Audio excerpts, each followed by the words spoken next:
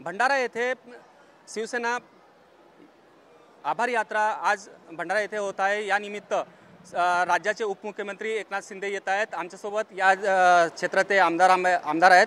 भाऊ, काय सांगणार, आज एकनाथ शिंदे साहेब येत आहेत, कशा प्रकारची तयारी सुरू आहे? नक्कीच साहेबांनी निवडणूकमध्ये बोलले होते किंवा निवडून आल्यानंतर नरेंद्रला निवडून द्या, निवडून आल्यानंतर मी इथे येईन, आणि ते 2-3दा त्यांची तारीख आम्हाला पोस्टपोन झाली कारण काही कारणास्तव। परंतु शेवटी आज तो मुहूर्त आला आणि आज साहेब येत आहेत। आम्ही पण भंडारावासी सगळे लोक, शिवसेनेसाठी मोठी आनंदाची गोष्ट आहे की ते आज भंडाऱ्यामध्ये साहेब येत आहेत। म्हणून त्यांच्या स्वागतासाठी आता पावसाचा थोडासा नरम गरम होता तरी आम्ही आपल्या परीने पूर्ण प्रयत्न करतो आणि त्यांचं स्वागत करण्यासाठी। आज काही पक्षप्रवेश आहे का?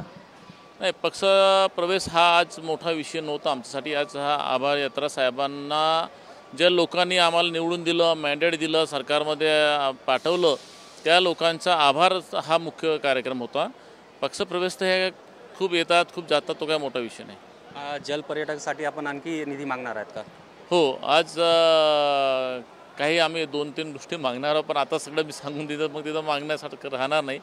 तर नक्कीच आज आम्हाला अपेक्षित आहे सरकारमधून महत्त्वाचे एक उपमुख्यमंत्री एकनाथ शिंदे साहेब पण आहेत आणि त्यांच्या आणि आपले फडणवीस साहेबांचा पण संबंध चांगला आहे, कोऑर्डिनेशन आहे, अजितदादांचं पण कोऑर्डिनेशन चांगलं आहे। तर नक्कीच त्यांच्या येण्यामुळे भंडाराला प्रत्येक वेळेस काही ना काही दिलंच आहे, ह्यावेळेससुद्धा मिळेल अपेक्षा आहे। निश्चितपणे आज राज्याचे उपमुख्यमंत्री इथं येत आहेत आणि मंचावरून काय बोलतात याकडे सर्व जनतेचे लक्ष लागलेले आहेत। साईद पठाण, TV9 मराठी, भंडारा।